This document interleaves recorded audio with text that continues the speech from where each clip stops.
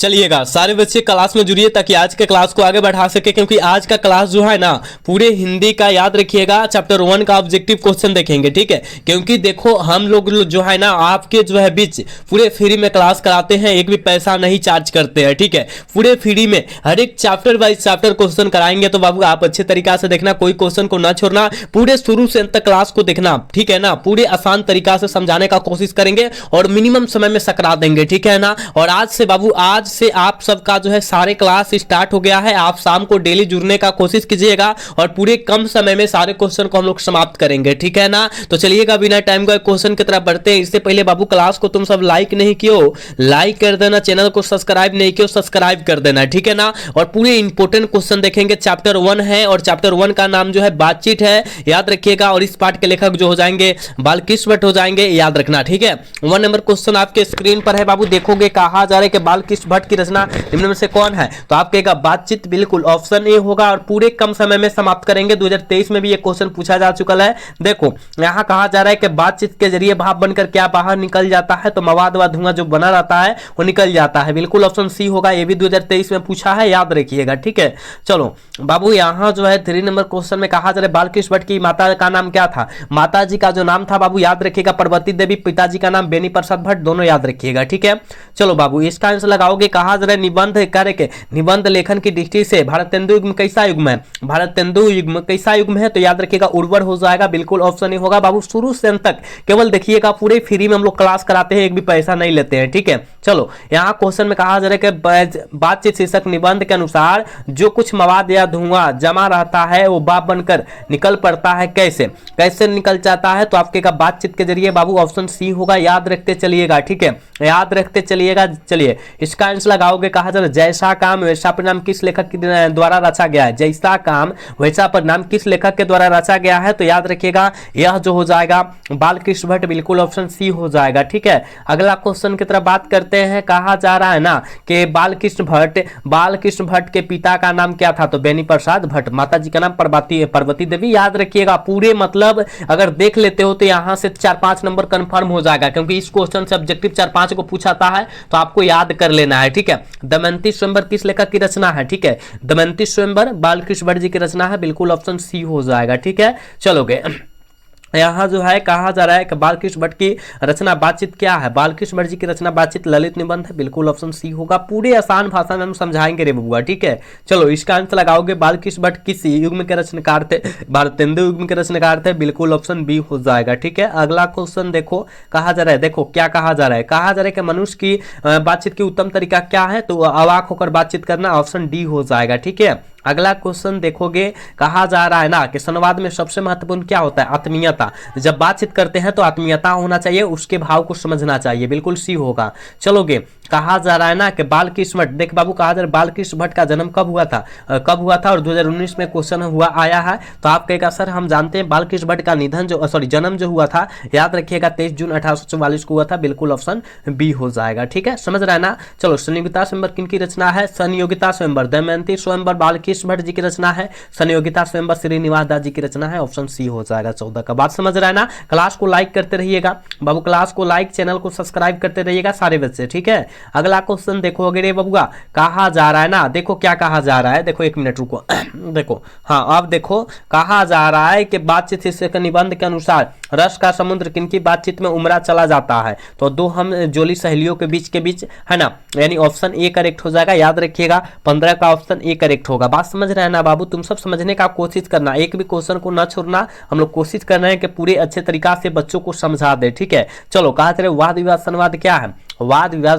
संवाद जो है क्या है, तो आप कहेगा सर हम जानते हैं रचनात्मक निबंधों का पुस्तक है, बिल्कुल ऑप्शन ए हो जाएगा, ठीक है। अगला क्वेश्चन देखोगे, कहा जा रहा है कि बालकृष्ण भट्ट ने कौन सा मासिक पत्र निकाला था, बालकृष्ण भट्ट ने कौन सा मासिक पत्र निकाला था, हिंदी प्रदीप हो जाएगा बाबू, ऑप्शन सी हो जाएगा, 17 का ऑप्शन सी होगा, याद रखिएगा। 18 नंबर क्वेश्चन में कहा जा रहा है क्या, देखो कहा जा रहा है कि बातचीत किस प्रकार की विधा की रचना है, बातचीत किस प्रकार विधा की रचना है, तो यह एक प्रकार का निबंध है, ऑप्शन डी हो जाएगा, ठीक है।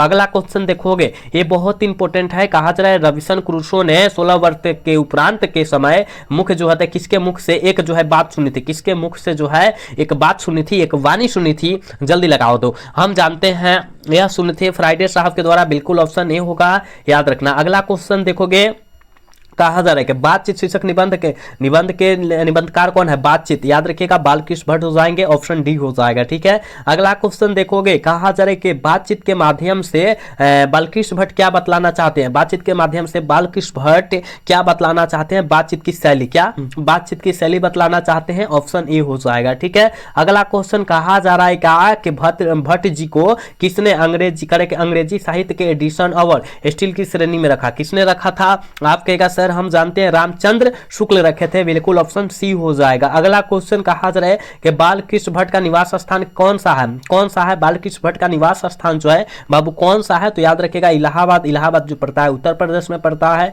ऑप्शन बी हो जाएगा। ठीक है, अगला क्वेश्चन दिखाओगे, कहा जा रहा है कि बालकृष्ण भट्ट ने किस मासिक पत्र का संपादन किया था? बालकृष्ण भट्ट ने किस मासिक पत्र का संपादन किया था? आप कहेगा गुरुदेव हिंदी प्रदीप हो जाएगा, बिल्कुल ऑप्शन सी होगा, याद रखते चलिएगा आप सब। चलो, कहा जा रहा है कि बालकृष्ण ने हिंदी प्रदीप नामक मासिक पत्र जो है कब निकालना प्रारंभ किया था? ये तो हम जानते हैं ना, और आप सब भी जानते हैं, याद रखिएगा 25 का ऑप्शन ए करेक्ट होगा, 1877। ठीक है, चलो क्लास को लाइक करो सारे बच्चे, जितने बच्चे देख रहे हो। ठीक है, कहा जा रहा है कि बालकृष्ण भट्ट के पिता पेशे से क्या थे? तो व्यापारी थे, याद रखिएगा ऑप्शन बी करेक्ट हो जाएगा। बात समझ रहे हैं ना? जितना क्वेश्चन मैं बतला रहा हूं आपके एग्जाम में आने वाला क्वेश्चन होगा, याद रखिएगा। कहा जा रहा है कौन सा उपन्यास बालकृष्ण भट्ट द्वारा रचित है? कौन सा उपन्यास जो है बालकृष्ण भट्ट के द्वारा रचित है? तो आप कहेगा सर ये भी हम जानते हैं, याद रखिएगा 100 अजान 100 अजान, बिल्कुल ऑप्शन सी हो जाएगा। ठीक है, अगला क्वेश्चन कहा जा रहा है नाटक के प्रारंभ में होने वाली मंगल पाठ को क्या कहा जाता है? नाटक के प्रारंभ में होने वाली मंगल पाठ को क्या कहा जाता है? आप कहेगा सर नांदी पाठ कहा जाता है, बिल्कुल ऑप्शन बी होगा। अगला क्वेश्चन देखोगे, कहा जा रहा है कि रविशंकर क्रूसो को कब तक मनुष्य का मुख देखने को नहीं मिला था? तो याद रखिएगा 16 वर्षों तक नहीं मिला था, बिल्कुल ऑप्शन सी होगा, 29 का ऑप्शन सी हो जाएगा, याद रखिएगा। चलोगे यहां जो है देखो 30 नंबर क्वेश्चन में कहा जा रहा है कि बोलने से ही मनुष्य के रूप का साक्षात्कार होता है, यह किसने कहा? बोलने से ही मनुष्य का रूप का साक्षात्कार होता है, यह किनके द्वारा बोला गया था बाबू? आप कहेगा सर वेन जॉनसन साहब के द्वारा बोला गया था, बिल्कुल ऑप्शन बी होगा। ठीक है, कहा जा रहा है कि असल बातचीत सिर्फ दो लोगों में ही हो सकती है, यह किसका मत है? यह किसका कथन है या किसका मत है? आप कहेगा सर हम जानते हैं, यह जो है ना, याद रखिएगा असल बातचीत सिर्फ दो लोगों में, एडिसन का मत है। ठीक है ना, याद रखिएगा ऑप्शन ए करेक्ट हो जाएगा। ठीक है, चलो कहा जा रहा है एडिसन के अनुसार असल बातचीत कितने लोगों में हो सकती है? 2 लोगों में। बात समझ रहे हैं ना, ऑप्शन ये हो जाएगा। पूरे आपके एग्जाम में बबुआ आने वाला प्रश्न होगा, ठीक है ना। आप अच्छे तरीका से अभी से ही तैयारी करिए ताकि एग्जाम के दिन, आने वाले दिन के लिए आपका जो है दिकदारी का सामना न करना पड़े, ठीक है। और हम लोग पूरे फ्री में चैप्टर बाय चैप्टर क्वेश्चन कराते हैं, ये आपको विश्वास करना होगा हमारे ऊपर, ठीक है बाबू। चलो अगला क्वेश्चन की तरफ बात करते हैं। कहा जा रहा है कि बातचीत से मन किस प्रकार का हो जाता है? बातचीत से मन किस प्रकार का हो जाता है? हल्का और स्वच्छ हो जाता है, बिल्कुल ऑप्शन सी होगा। यहां पर कहा जा रहा है ना 34वें क्वेश्चन में कहा जा रहा है किसके न होने से सृष्टि गूंगी प्रतीक होती है? किसके न होने से सृष्टि गूंगी प्रतीक होती है? तो वाक शक्ति के न होने से, बिल्कुल ऑप्शन बी हो जाएगा, ठीक है। अगला क्वेश्चन कहा जा रहा है आर्ट ऑफ कन्वेंशन कहां के लोगों पर सर्वाधिक प्रचलित हुई थी? आर्ट ऑफ कन्वेंशन कहां के लोगों पर? तो यूरोप के लोगों पर। बात समझ रहा है ना, ऑप्शन सी होगा। चलो अगला क्वेश्चन देखोगे, कहा जा रहा है कि बालकृष्ण भट्ट किस काल के रचनाकार है? आधुनिक काल के रचनाकार है, बिल्कुल डी ऑप्शन होगा। चलो कहा जा रहा है कि बालकृष्ण भट्ट ने कुल कितना, मोटा मोटी जो है कुल कितना निबंध लिख चुके थे? तो 1000 लगभग, ऑप्शन ए करेक्ट होगा, ठीक है। 37 का ऑप्शन बाबू ए हो जाएगा, याद रखिएगा। बात समझ रहे हैं ना, याद रखिएगा, ठीक है। 37 का ऑप्शन क्या होगा? ए हो जाएगा। आप सब या एक मिनट, मोटा मोटी, हाँ चलो ठीक है, ऑप्शन ए हो जाएगा। चलो यहाँ पर कहा जा रहा है कि नौजवानों की निंदा किनकी बातचीत का मुख्य कारण होता है? किसकी जो होते हैं, किनकी जो होती है बातचीत का मुख्य कारण होता है? तो आप कहेगा सर हम जानते हैं, इसका आंसर ऑप्शन डी हो जाएगा, बुड्ढो की, ठीक है ना, याद रखिएगा ऑप्शन डी हो जाएगा, ठीक है ना। चलो अगला क्वेश्चन देखोगे, 39वें क्वेश्चन में बबुआ रे क्या कहा जा रहा है? कहा जा रहा है लेखक बालकृष्ण भट्ट के में मन और अध्ययन की रुचि एवं ललसा किसने जगाई थी? तो माता कौन लगाई थी? माता, उनकी माता बतलाई थी, ठीक है ना, माता जो है उनकी जगाई थी। तो ऑप्शन क्या होगा? सी हो जाएगा, ठीक है। ये भी बहुत इंपॉर्टेंट है। चलो कहा जा रहा है, देखो क्या कहा जा रहा है बाबू, कहा जा रहा है कि आचार्य रामचंद्र शुक्ल ने निबंधकार के रूप में बालकृष्ण भट्ट को किस श्रेणी में रखा? किस श्रेणी में रखा था? तो याद रखिएगा ये जो है अंग्रेजी साहित्य के एडिशन में भी और क्या अंग्रेजी साहित्य के स्टील में भी, दोनों में रखा था, ऑप्शन सी करेक्ट होगा, ठीक है। बात समझाना बाबू। चलो अगला क्वेश्चन देखोगे, यहाँ वाक शक्ति के बिना सृष्टि कैसी प्रतीक होती है? वाक शक्ति के बिना सृष्टि जो होती है कैसी प्रतीत होती है,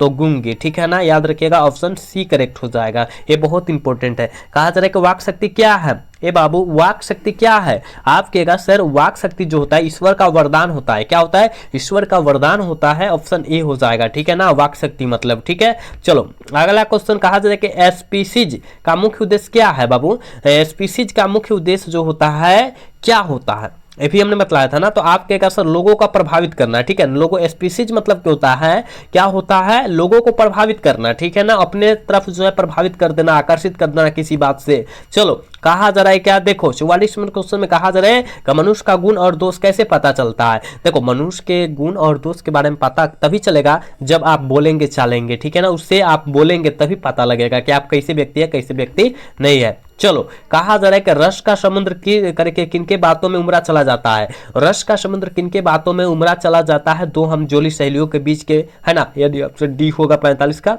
चलो 46 नंबर क्वेश्चन में क्या कहा जा रहा है कि बातचीत करने का हुनर किन लोगों में है, बातचीत करने का हुनर किन लोगों में है रे बबुआ, जल्दी लगाओगे तो आप कहेगा सर हमको पता है, ये जो हो जाएगा यूरोप के लोगों में, बिल्कुल ऑप्शन ए होगा 46 का, याद रखना। अगला क्वेश्चन और आज के क्लास के लास्ट क्वेश्चन है, क्योंकि इस चैप्टर से 47 ही क्वेश्चन हमने पूरा गैस करके निकाला है, इससे ज्यादा क्वेश्चन नहीं बना। कहा जा रहा है कि कर्तनी के समान सदा करे के संवचतन के क्या चला करती थी, क्या चला करती थी, आप कहेगा सर वो चला करती थी, जी हाँ, ठीक है ना, बिल्कुल ऑप्शन सी करेक्ट हो जाएगा, ठीक है ना, बिल्कुल सी हो जाएगा। और देखो इस चैप्टर से कितना क्वेश्चन था बाबू, 47 ही क्वेश्चन था, ठीक है, 47 क्वेश्चन था, और मतलब याद कर लेंगे तो आपका 5 से 6 नंबर यहां से कंफर्म हो जाएगा। और बाबू हम चैप्टर बाय चैप्टर आपका तैयारी कराएंगे पूरे, और उसके बाद मतलब फ्री में, बोला जाता ना एक भी पैसा नहीं लगता है, यहाँ पर आपको फ्री में तैयारी कर लेना है, और पूरे आपकी एक भी किताब का ऑब्जेक्टिव क्वेश्चन नहीं छूटेगा। अगर डेली क्लास करते हैं, जिस टाइम अभी क्लास हो रहा है इसी टाइम होगा, ठीक है ना,